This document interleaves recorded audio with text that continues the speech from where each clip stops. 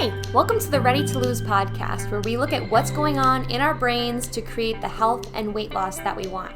My name's Billy Blake, and I'm a certified life and weight loss coach determined to help women love themselves all the way to their goal. It's time to start losing weight in a way that actually feels like us and creating that healthy life that we love showing up for every single day. So tell me, are you ready to lose? Let's go. Hey, ready, babes? Welcome back to the podcast where we are calorie counting and tracking macros. Just kidding. Just kidding. We are not doing that here. We're not even cutting out chocolate, y'all. We are losing weight without dieting. And how we do that is, one, by making healthy habits and eating simple. We only start habits that we can see ourselves doing long term. Two, getting our mindset right, because most of us know that we are the problem, okay? We see other people losing weight and not obsessing over food. We know it's possible. So we work on our mindset so those things stop getting in our way. Basically us, our habits, our brain. And three, we make our habits and our mindsets work for us and our lives. We make it personal because it is personal. Your life and your eating are directly tied together. So no, even though I made that little joke at the start, you will not be getting tips for cutting sugar or biohacking your life, but listening in each week, you will learn how to stop making weight loss so horrible. You'll learn how to get through your day without an afternoon snack needing to pull you through. Heck, you might even find the mental space and freedom to change your life once you start using these tools to stop coping with food. At least that's what happened to me. And I see it happen time and time again with our clients in one-to-one coaching. Because I didn't really like my life, and I definitely didn't like how I felt in it. I hated and dreaded my job. I had one of those moments at 26 years old where I got home from work stressed, exhausted, already dreading the next day. And I had one of those pit in your stomach moments where I remember thinking, oh, is this my life now until I'm 80? Right? Which was really awful to think at the time, because it wasn't like, oh, I can't wait to do this until I'm 80. It was like, I have to experience this now for the rest of my life. I felt lonely in my relationship and my friendships. I was always thinking about how I wasn't good enough or how people didn't really like me, because I was always thinking about how I wasn't good enough and I didn't really like me that much. And, it sounds awful. There were positives in my life as well, but what got me through the day-to-day was food. Food was what was getting me through the day at that time. Starbucks in the morning and often throughout the day, depending on how the day was going. A sweet treat on the way home. Really delicious food that I often overate at dinner. And ice cream before bed. I thought that I was out of control with food, but I was actually surviving. And that is something I see so many women doing. They label themselves as out of control, whether that's how their mom talked about it, their friends talk about themselves with food, or maybe a past program that used that language, but you're not out of control. Most of us are just surviving and trying to make it through, and food is our way of doing that. So maybe you can relate to part of that, or maybe all of it. I didn't necessarily hate my life. Like I said, there were good moments, there were things that I liked, but I really felt stuck, and overall, I was unhappy. When I started losing weight, it wasn't like a miracle, all of a sudden I'm so happy. Y'all, I'm telling you right now, weight loss does not automatically equal happiness. But what it did do was that I had to start learning how to support myself without food. I was eating less, trying not to emotionally eat, working on the cravings I had, the habits that I had. And when I did that, I was just left with my life. I kind of pulled back the curtain and I wasn't loving it. So through coaching and simplifying my habits, I was able to change this. Some of the work was my own inner dialogue. Like I said, I didn't like me.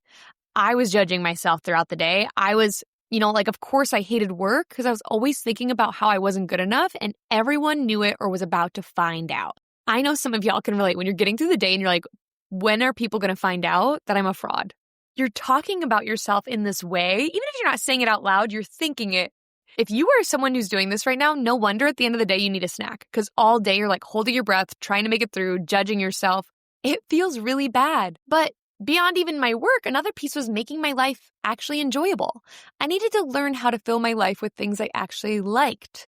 It didn't feel good, but it was easier to stay with the flow of my day-to-day life and not change things.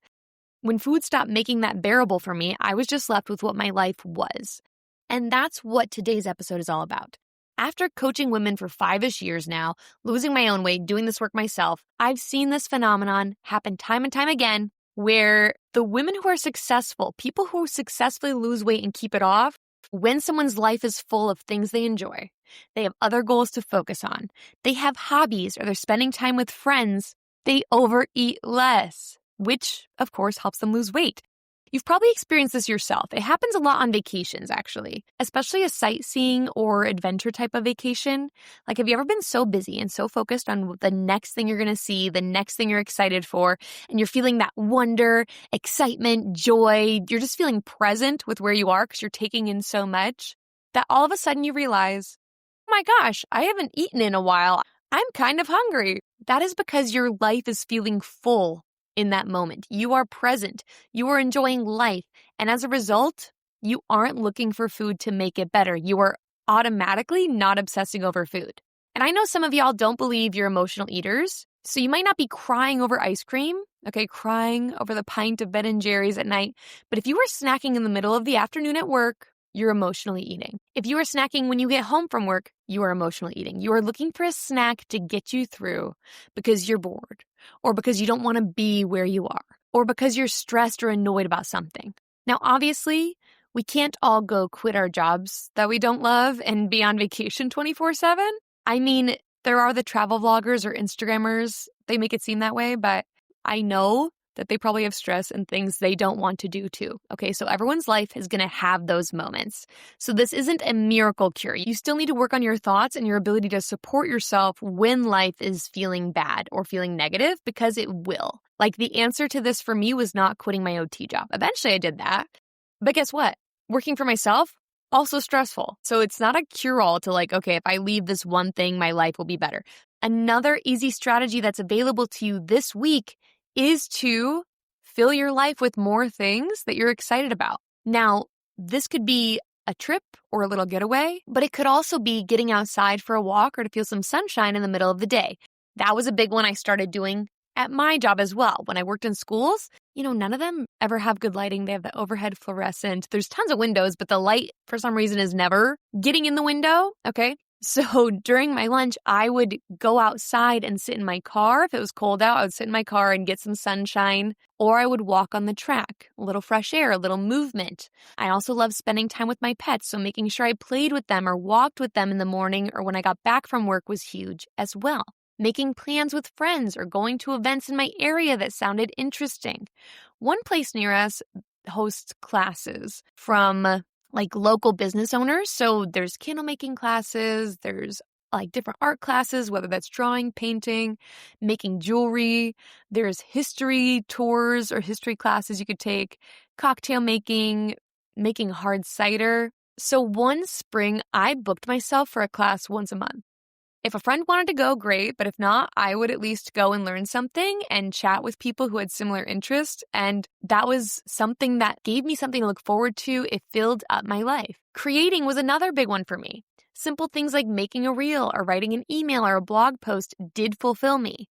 Starting this podcast was one of the things I did to fill my life with things I was excited about. So some things were big, some were small, or it was really a combination of both. One of our Ready Babes recently has found someone online who has a ton of organization tips. Like, she found an organization influencer basically, and it has inspired her to organize her physical and technology spaces in her home. She's really excited. We were talking about it a little bit. And she told me, oh my gosh, I really haven't wanted to snack in the afternoon lately. So weird. When we talked through it more, she was feeling really excited and felt like she was making not only really excited about this new thing, learning and implementing these new strategies, but she also felt like she was making progress towards this other goal. And surprise, surprise, it was filling her life up with other things to focus on besides food. So of course it was easier to not snack, because most of us are snacking because we start thinking about food and we can't stop, right? Or because we're not wanting to be there. Like, if you're at work thinking about how you don't want to be there, or how you're going to go home and you have to do more things that you don't want to do, or you just don't have anything planned that feels good for you, of course, chocolate is going to sound amazing. Chocolate feels better than not wanting to be in your life. And I know some of you might be busy as heck. Like, I'm looking at you, moms, okay? And I know moms are not the only one, but I know that your days can feel super busy. So maybe your day does feel filled up to the max, filled with things that you have to do. But is there time in your week for things that you want to do? Do you have me time set aside where you're just doing something that is fun and exciting for you? You can be busy, busy, busy and still not feel excited or present in your life. I have had days like that where my entire day would be booked with work and errands and other obligations. And even though I was busy, I was constantly thinking about how I didn't have time or I didn't want to be at those things or I wanted to do something else. So even though I was so busy, I still made time to hit a drive-through or get a treat when I got home because that was just for me. I deserved it after doing all these things that I didn't really want to do, after not having me time all day. I would love to know your thoughts about this. I know weight loss would be so much easier and simpler if it really was just about the food, but it's not. Your life and your overeating go hand in hand. So here's what I want you to take away today. Your overeating isn't just about food. It's about how full your life feels outside of food. When you have things that you're looking forward to, big or small, you don't need a snack to break up the boredom or dessert to reward yourself for getting through another long day. And this is exactly the kind of work that we do inside Ready to Lose Coaching. Yes, I'm a weight loss coach, but first and foremost, I'm a certified life coach. I'll help you with the simple habits and the mindset shifts that make losing weight doable, but I'll also help you start creating a life that feels good without food being the highlight of your day. That is a lot of the work I do with my clients. They're always surprised how little we actually talk about food, and yet their food habits change. Because that's when the emotional eating and snacking stop feeling necessary, is when you are excited about your day or you have things you're looking forward to. So if you're ready to see what this could look like for you, you can grab a free session with me where we'll talk through what's keeping you stuck and map out your next steps. Either way, don't wait for someday. Today is the day to start building a life and a body that you love right now. So grab your spot with the link in the show notes. And until next week, remember, you've totally got this, and I'll talk to you soon. Bye. Thank you for taking time today to listen in. If this helped you at all, be sure to share it with a friend so she can stop feeling stuck and start creating the health and self-love she deserves. Or post it to social media and tag me so I can personally thank you for helping me get the message out. I am so excited to be on this journey with you. Keep showing up for you. You'll get there. Talk to you soon.